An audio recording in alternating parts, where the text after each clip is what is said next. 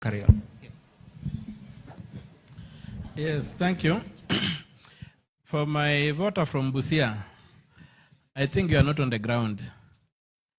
And if you are depending on the Auditor General's reports and reports of the EACC, you are totally lost. Those reports are heavily sanitized. I've engaged the Auditor General, I've rejected the reports on Busia. They don't reflect the reality on the ground. I'm pursuing 2.5 billion shillings lost from a budget of about 8 billion shillings, not 400 million.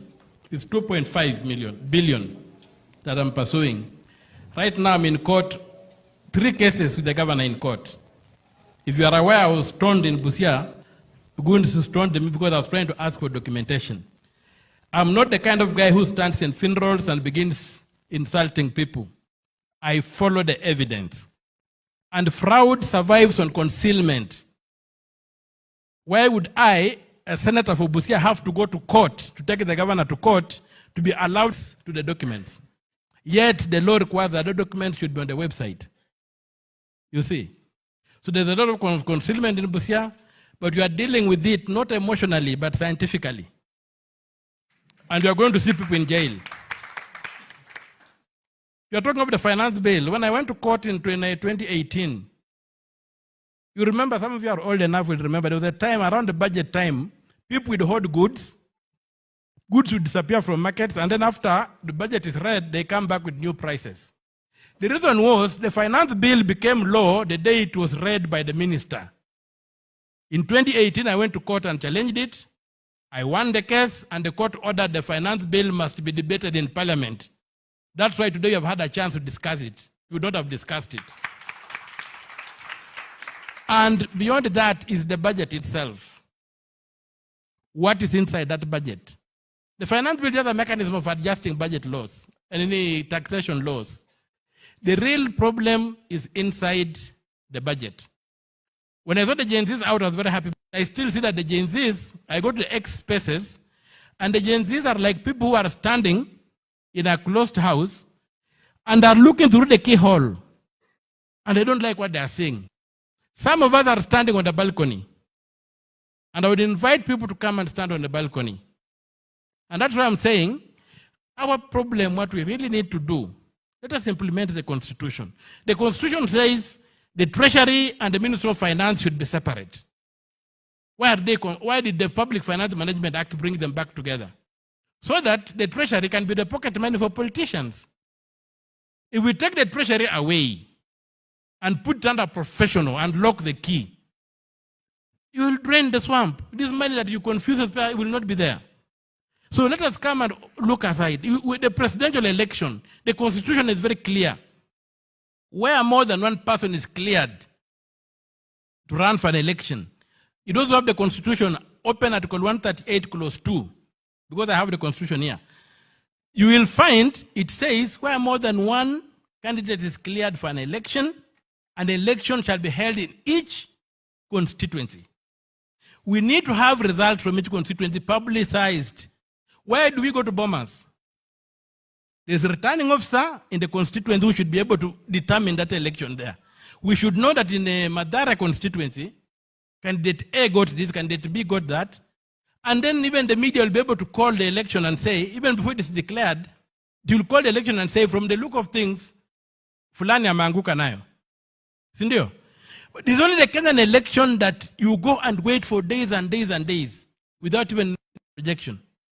So, if we went down and said, okay, we are going to implement the Constitution and the presidential election will end at the constituency, and we will know the results, there will be no nonsense of saying who won, who did not win. When you come down to the Bill of Rights, let us implement it. Chapter 6, let us implement those things and demand that these things are done. The other question about the EACC, let us also implement the law on the EACC. The EACC is not supposed to be fighting crime in this country. The EACC is supposed to be enforcing a code of conduct, that is chapter 6.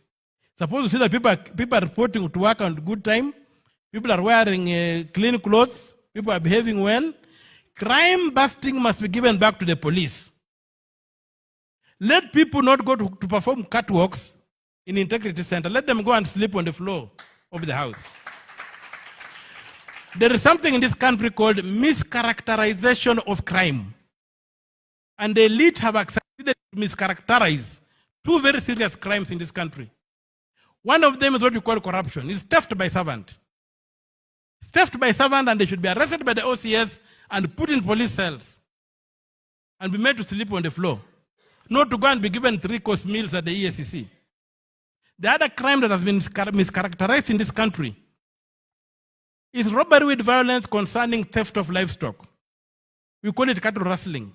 We call it a cultural activity. But people are snatched property, people are killed, so that they can be snatched animals to come and sell them in Nairobi here. If we made that crime robbery with violence and told the police, we don't want to see robbery and violence in this area, these things will end. So, what I plead with you, let us get properly informed. And what I really need, and I'm happy that there have been some issues here that have come up, let us get properly informed. This kind of fora, I would like also some sections dedicated to expert work. Like if we were to sit here today and say we are going to do the audit of the public debt as our people today, we are going to do a people's audit of the public debt, and we list our debts from independence, and we see what have they done. And we apply the standard in Article 229, Clause 6, which says that we audit for lawfulness and we audit for effectiveness. All the loans that the IMF has given to the President Ruto, all the loans the IMF gave to President Uhuru, never went to Parliament. Why? The appropriations bill, why are they in that bill? Even the Eurobond, in the 2015 budget, go and check, it is not there. So why are we being burdened with these things? We have got a doctrine of odious debt that can empower us as a sovereign people to say we shall only pay what we consumed and what benefited us. If the money benefited a regime, then the regime should be meant to pay. Or if we pay it, we auction the owners of the regime to refund the state. That if once we take that radical step, I'm telling you, there's nothing less than radical surgery in terms of the rule of law. Article 40, Clause 6 states very clearly, you have got no right to stolen property. Why are people moving around with stolen property? So let us go there, and we will be able to liberate our country. But let us first of all educate ourselves, and let us understand where the problem is. And if we implement this constitution, look at every clause and say, make sure it's implemented. Reject those who are saying that amended the law. There's no problem with the law. The problem is with the monkeys in the forest, not with the forest. It's the monkeys in the forest who are a problem, not the forest. So let us deal with the monkeys in the forest. Let us implement the law. And those who have stolen, even Article 225, Clause 6, says if you are in office and public funds were lost, whether if you are a politician or as a civil servant, you are liable even if you are out of office.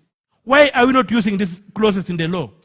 Today, if you read the Business Daily, somebody this guy was the interior director of interior before the Ruto government came in, Kibicho, made a decision that's costing us about 6 billion shillings. Just by cancelling a contract and trying to make a deal. Why should he work free? Let him be auctioned so that that's how we should go ahead. There is no middle ground. And everybody must account for themselves. And for my Busia fellow, there's no way Busia will be happy when Kenya is sad. The rot is in Nairobi. These governors who are rude and they cannot do anything are protected from State House. Let us deal with the State House. Let us clean up where the fish begins rotting with. And that's why I agree with the issue that Ruto must go. And it's not negotiable. Thank you. Thank you so much. Let me first add on to that, because